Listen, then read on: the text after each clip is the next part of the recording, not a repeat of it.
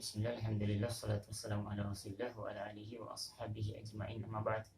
Ikhwah dan akhwat sekalian, pembahasan kita sekarang adalah pembahasan yang berkaitan tentang fi'il. Pada halaqa sebelumnya kita sudah belajar tentang dhamair atau dhamir atau kata ganti. Jadi kata ganti huwa huma hum, hiya huma hunna, anta antuma antum, anti antuma antunna, ana nahnu. Nah, sekarang kita akan berbicara tentang fi'il.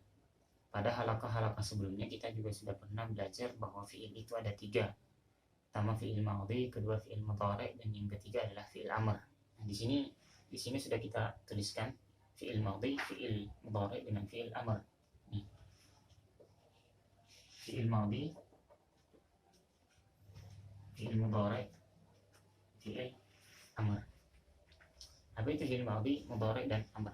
Untuk fi'il madhi adalah kata kerja yang waktunya itu sudah lampau atau sudah dilakukan. Fi'il mudhari adalah fi'il yang nanti akan menandakan jenis pekerjaannya itu sedang dilaksanakan atau akan dilaksanakan. Jadi dari fi'il mudhari kita bisa mengetahui bahwa ini sedang dilaksanakan atau akan dilaksanakan. Kalau fi'il amr itu adalah fi'il yang merupakan bentuk perintah dari pekerjaan tersebut. Nah, jadi fi'il madhi adalah sesuatu yang lampau, fi'il mudhari adalah yang sekarang dan yang akan datang, fi'il amr adalah perintah. Kalau misalkan di dalam bahasa Indonesia kita mau bilang saya sudah makan, berarti di situ adalah bentuk lampau. Kalau dalam bahasa Arab tidak perlu ada kata sudahnya. Jadi cukup kita ambil contoh misalkan makan. Makan itu bahasa Arabnya akala, yakulu, kul. Jadi fi'il madhi, fi'il mudhari, fi'il amr. Fi'il madhinya adalah akala, berarti di situ kalau akala artinya dia sudah makan. Fi'il mudhari dia sedang atau akan makan. Kemudian fi'il amrnya kul, makanlah. Jadi fi'il madhi adalah sesuatu yang sudah lampau, kemudian mudhari adalah sesuatu yang bisa bermakna sekarang dan bisa bermakna akan datang. Kemudian amr adalah kata perintah. Nah, kita kasih contoh misalkan takallama yatakallamu, takallam, berbicara. Berarti kalau misalkan di sini ada takallama, berbicara, berarti dia telah berbicara. Kalau dalam bahasa Indonesia kan kita mengatakan saya sudah berbicara. Kalau dalam bahasa Arab tidak perlu ada embel-embel lain. Kita bisa mengetahuinya kalau dia adalah fi'il amr berarti dia telah berbicara. Takallama. Jadi fi'il-fi'il yang sudah kita pelajari dari awal itu mengandung kata ganti huwa. Berarti kalau di sini yang dimaksudkan takallama, berarti yang dimaksudkan adalah dia. Dia telah berbicara. Yatakallamu, dia sedang atau akan berbicara. Takallam, bicaralah. Jadi kalau kata perintah itu yang dimaksudkan adalah kamu. Takallam, bicaralah. Jadi takallama, yatakallam, takallam. Dia telah berbicara, kamu sedang berbicara atau akan berbicara. Takallam, bicaralah. Nah, kita ambil contoh yang lain.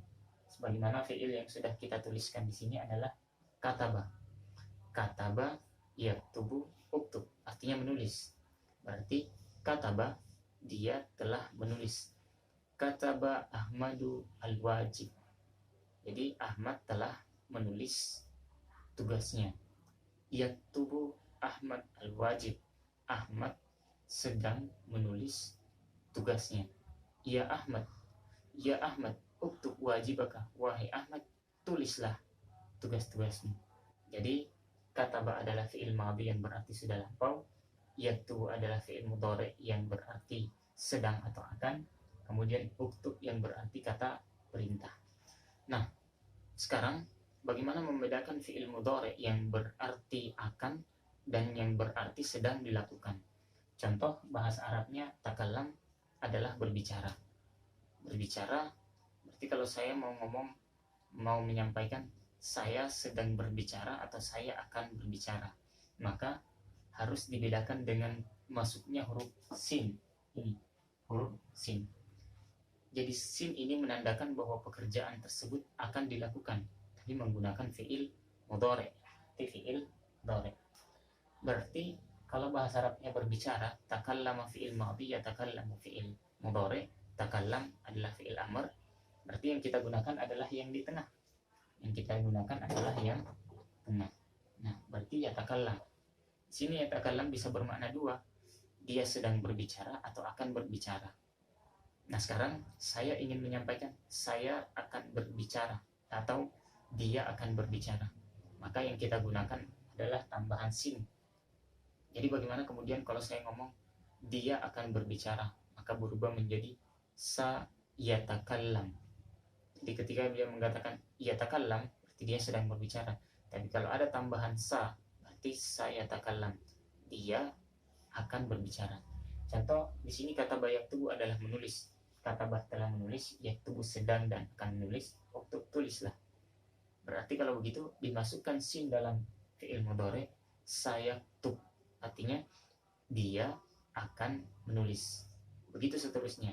Saya akan makan, sa'akul, dia akan makan, sayakul. Dia akan mandi, saya stahin.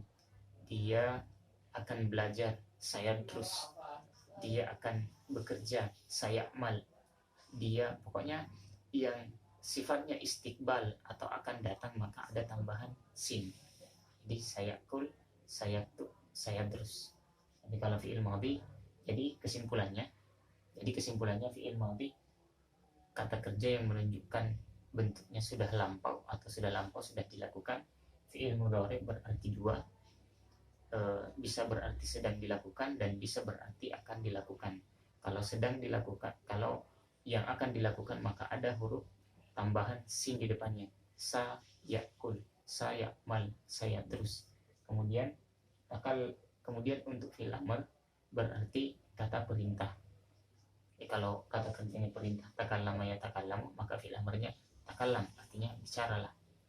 Kalau kata bayaktubu artinya tulis menulis, maka kalau kita mengatakan uktub artinya tulislah. Kalau bahasa Arabnya makan, akala yakulu, fi'il amrnya kul, artinya makanlah.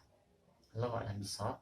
Jadi itu saja materi kita pada hari ini. Nasyukurukum ala husni ihtimamikum wa jazakumullahu khairan. Assalamualaikum warahmatullahi wabarakatuh.